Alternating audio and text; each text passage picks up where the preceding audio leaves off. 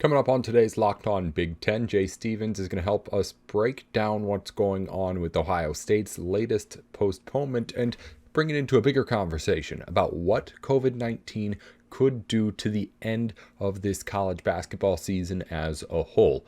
Also, we got to talk about Big Ten basketball that gears back up after a day up yesterday. We'll talk about all of it right here on Locked On Big Ten.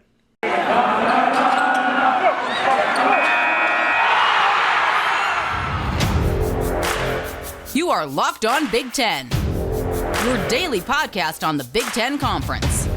Part of the Locked On Podcast Network. Your team every day.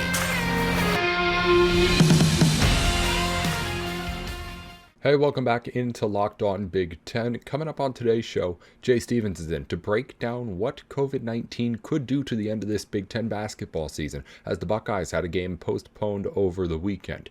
Our show today is brought to you in part by Sonos. Experience the game like never before with the Sonos Arc, the premium smart soundbar for TV, movies, music, gaming, and more. Visit Sonos.com to learn more. Coming up on the show, we're going to get in with Jay in just a minute, but first, let's go over everything going on in the Big Ten right now.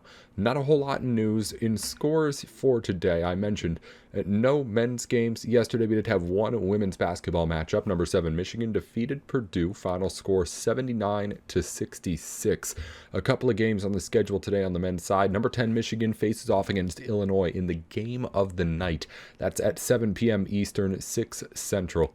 Also, Maryland's headed over to Rutgers to face off against the Scarlet Knights in what should be an interesting matchup with a couple of teams who have had some good and bad games of their own facing off in that later one. That'll be at 7 Central at 8 o'clock Eastern time. Also on the women's side, number 23 Iowa is on the road at Penn State. That one is at 6 Eastern, 5 Central. Only other real news here in the Big Ten today. Not a whole lot to get into. Just wanted to give a quick shout out real quick. Spotlight on athlete outside of the normal sports we talk about. Penn State's Ethan Dick named Gymnast of the Week in the Big Ten. He won the parallel bars at the Navy Open, of course, at Navy. And Penn State also won that event. So congrats to the Nittany Lions there. My picks for the night. Lines brought to you by betonline.ag. I've got both of the home favorites. Illinois is -4.5 against Michigan State. Rutgers is -3.5 against Maryland. I'm going to take both Rutgers and Illinois, those favorites there. Really, I've just kind of been backing the Fighting Illini more than Michigan State as of late. I feel like I got to kind of go with my word and my gut on that one again. -4.5 for the number 24 team, again, facing off against the number 10 Michigan State Spartans. So experts saying that Illini still have plenty of fight in them. We'll, of course, see, and I have to agree. Can't think that Illinois is going to not show up at home. That's, again, more that we'll talk about on tomorrow's show. Right now, let's get in with Jay Stevens. We're going to take a quick break. After we come back, Jay's got everything going on here with the cancellation with Ohio State and Nebraska. That really not all that complicated, but what could it mean going forward here as we get into another postseason of COVID-19? Are people overlooking what kind of effect postponements are going to have going forward and into the end of this season that's already pretty congested? We could talk about it with Jay in just a minute. You're listening to Locked On Big Ten. Well, if you know Locked On, then you already know about BetOnline. It's your online sportsbook experts, the place that you go for all of your sports betting needs all the time. They got the lines up to date always. Good news that you can read up on to make sure that you're educated before you throw in your bets. And as always, free money for you to play with if you let them know that we sent you over here at Locked On. If you sign up and use our promo code Locked On, you're going to get a 50% welcome bonus on that first deposit. So you can get some extra money to play with right off the bat. Be sure to make some money and, of course, start making money with that money that you made for free. Again, it's betonline.ag, all the sports betting you ever need. A new kind of interface that they have that just makes it look better. So many sports websites, it's insane how old-fashioned they still look. BetOnline's not going to give you that problem. Head on over to the site now and sign up using our promo code LOCKEDON for a 50% welcome bonus. Hey, welcome into Locked On Big Ten. Everything you need to know about the conference Monday through Friday. We're here with Jay Stevens, host of Locked On Buckeyes. His team still firmly in that top 25 on the hardwood. Of course, always on the football field as well.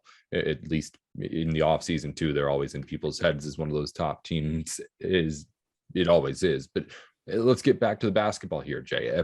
As we welcome you in here, and thanks for joining us here on a Tuesday show on Locked On Big Ten. Who do you think's the best team in the Big Ten right now? Because there's been a lot of teams that have looked really good in games and then kind of turn around and not looked very good at all against other Big Ten opponents. I'm interested to see where you stand. It would be easy to say the team in the Big Ten that has the least conference losses, which is Michigan State. It'd be easy to say a team like Purdue, but Purdue has 3 losses in the conference. Ohio State, definitely not to me. I think that team is flawed in different areas that I think will hurt them, especially once they get into the tournament. I think right now the best team is Wisconsin. You have one of the best shooters, best scorers in the country. You have Brad Davison, who people just don't like at all. And they have different pieces that fit around those 2 players that make them a really good team. Greg Gard, I covered the game when Ohio State played Wisconsin.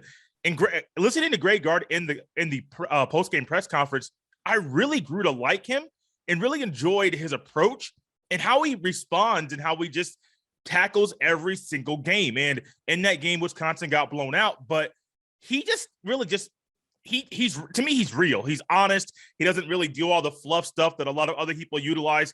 He is just himself. And I think he's utilizing his personality, his approach to this really talented basketball team. And I think right now, the Badgers are the best team in the conference. Yeah, they've been playing well. It was Wisconsin, Purdue, and then I'm really high still on Illinois in my top tier teams right now.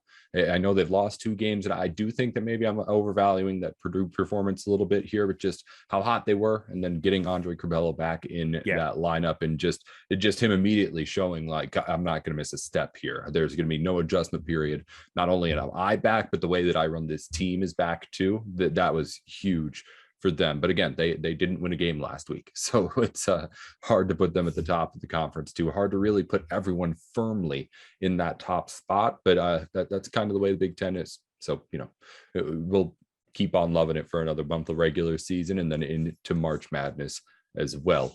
Jay, unfortunately, your Buckeyes did not play over the weekend. Was supposed to play a game on Saturday against Nebraska, but that ended up being postponed as a result of the Cornhuskers not having the 7 eligible scholarship players needed to play that game.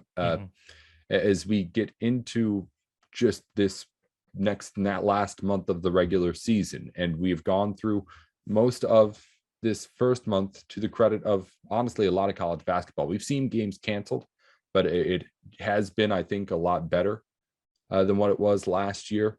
But where are you at with what kind of impact COVID is going to have as we go down the stretch here? Because again, as things get closer and closer to the end of the season, we already know, because we've experienced before, there are games that end up not getting played that need to be played if COVID comes into and becomes a problem. And on top of that, you get that added kind of bonus problem of, on the back end, you have games that kind of can't be rescheduled at all too, that you need to worry about as well. What kind of an impact do you feel like COVID can realistically have on this season compared to last? Because I don't think anybody thinks it's going to have that kind of a big impact as it did in previous years, at least not right now. Honestly, I'm on the opposite end of that. I think it will have a big impact simply because last year it was simply just COVID. I mean, I don't think there was a variant out last year during the season or even during the NCAA tournament. And so you're only dealing with one virus. Now, when you have 3, 4, 5 different branches off of the main virus itself, you have to deal with the main virus plus the others that are there. And if things keep going like they are, because there's a game supposed to be a game tonight between Wisconsin and Nebraska. That game has been postponed. I'm assuming that's still because of the Nebraska Cornhuskers there. Ohio State plays Minnesota on Thursday. Minnesota just had a game canceled or postponed. I don't know if it was conference or non-conference, but they had a game that was removed from their schedule. They didn't play due to COVID-19 complications. And so my thought is we're just seeing this same thing trickle down, trickle down, trickle down. Yeah, it's cool in the regular season. It's cool, say in December, January, February, to have postponements or cancellations. Well, excuse me. It's not cool, but you can get by with it. Like, you can see how it is. You're like, okay, well, this is not it. These games matter, but it's not the end of the world. Wait till the Big Ten conference tournament. It's that Saturday. All those games are over. The players test on Sunday morning. And let's just say, unfortunately, there's not enough scholarship players eligible to play in that game. That's a trophy game. That's a ring game. That's a game that these players will go on for years talking about they played in this game. All of a sudden, you're saying, well, we can't play. Why? Because you guys don't have enough scholarship players eligible to play. That's my fear. And then we get to the NCAA tournament. I think it could be really weird there. And I don't think the travel is a big part of it. It's just simply the testing. You're testing all the time. You're going to pick up things on people that don't think they're sick. I mean, this is just the reality. If we tested everybody for everything every day, people would realize I'm sick way more than what I thought I was. That's just the reality, the nature of the beast. So I do actually think it could be a big deal based off the current protocols, which I don't think they're going to change. And how I think that going forward, the NCAA tournament, Big Ten Conference tournament, and the rest of the Big Ten Conference, postponements, you may keep seeing them. Hey, Big Ten fans, this is Nate Dickinson with an incredible app everyone who buys gas needs to know about. Get Upside. My listeners are earning cash back on every gallon of gas every time they fill up. Just download the free Get Upside app in the App Store or Google Play right now. Use promo code SCORE for 25 cents off per gallon or more on your first fill up. Cash back. Don't pay the full price at the pump anymore. Get cash back using Get Upside. Just download the free app and use promo code SCORE for an additional 50 cents per gallon on your first tank. Some people who drive a lot are making as much as $200 to $300 a month in cash back, or a year in cash back. Check that. And there's no catch. The cash back gets added right to your account. You can cash out anytime in your bank account, PayPal, an e-gift card for Amazon or other brands too. Just download the free Get Upside app and use promo code SCORE to get up to 50 cents off per gallon more on your cash or on your cash back on your first tank. That's code SCORE at Get Upside. I think the advantages here are, well, of course, the experience that everybody has now in dealing with this already, and the rules have changed. Whatever you think about what this virus is, pretty much at all level of professional and amateur sports, we've decided that to an extent, even with a certain number of positive cases, you are going to be able to play your games. That has not always been the case when we've been trying to postpone and cancel and reschedule things. So with those two advantages, that's what has me thinking at the very least that this could be a smoother ride than what we've seen, at least in previous years. But again, like you said, I certainly don't want to minimize the potential impact of what this virus could have on this college basketball season, given the nature of the virus and also given the nature of the sport that we're talking about here and the way that it needs to get played in the times in which it needs to get played to kind of do things the way that we've been used to doing it. So it could end up being like something we saw last year where it was at least at the end somewhere similar to a regular NCAA tournament, or who knows, and how much things end up getting affected as we go throughout the last month of the season. But I feel like, at least in the Big Ten here, most important to really discuss as we get through this last month of the regular season and we see teams have these games get canceled or it would be postponed, at least at the start here right now. I guess that's part of the question. At what point do you have to start canceling games? Obviously, the Big Ten has no desire to do that for a number of different reasons. But at what point do you have to start canceling games? And at what point does this really start to take a toll on just the players on the court if you have to start having so ever many games in a week again down the road? I was looking at this, I think, a couple weeks ago. And I was looking at Ohio State's schedule specifically and looking at how their schedule in February, there's not really space for you to add a game. And I venture that's the same way for other schools as well. Yes, you don't want a team to play any more than 3 games in 7 days. And that's rare. I mean, Ohio State has it, I think the first or second week of February, they play 3 games in 7 days, but that's not normal. But I do think you're going to see a lot of schools be like, wait, well, I don't want to add a game there. I don't want to add a game there. I don't want to do this. I don't want to do that. Both sides have to come to an agreement. And we're dealing with not just coaches, young athletes and their schooling and everything that goes into being a student athlete.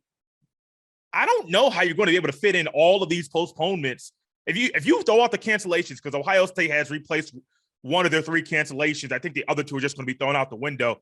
I don't think I don't know how they're going to replace these postponements because there's so many, and it's the same school. Like Nebraska, at least 2 in a row games have been postponed. Well, all of a sudden, is it Nebraska? Can they move the Wisconsin game that's supposed to be today and it's now been postponed? And can they reschedule the Ohio State game that was over the weekend but was postponed? Like, this is one school in Nebraska having to deal with 2 different schools.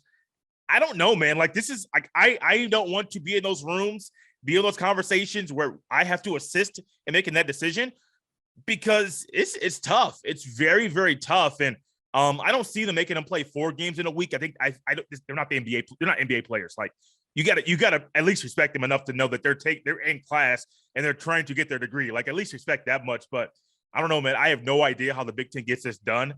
Just going to the conference tournament, realizing not everybody's going to play the same number of games. Yeah, I mean, I feel like that it's obviously some people are talking about as games are not happening, but I feel like the end of the season kind of stuff is something that has not really been addressed yet. We'll see what ends up happening. And then we didn't even get into what all of that means. I mean, we talked about potential no Big Ten championship game. We talked about potential different numbers of games being played, and we didn't even get to how any of that would affect any of these teams on Selection Sunday. So we've got a whole nother conversation to get to at some point there. But Jay, well, of course, thank you as always for coming on here on the show for a little bit to talk about this with us.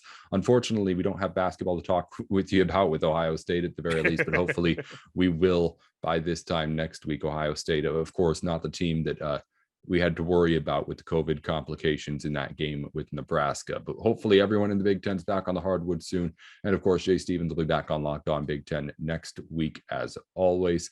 Thanks again for getting on here with us for a few minutes here. Jay has been feeling a little bit under the weather as of late. We'd be glad that you got back on here and have been feeling good enough to at least join us for some time here. We'll talk to you again soon. Thanks, Nate. It's always fun, man.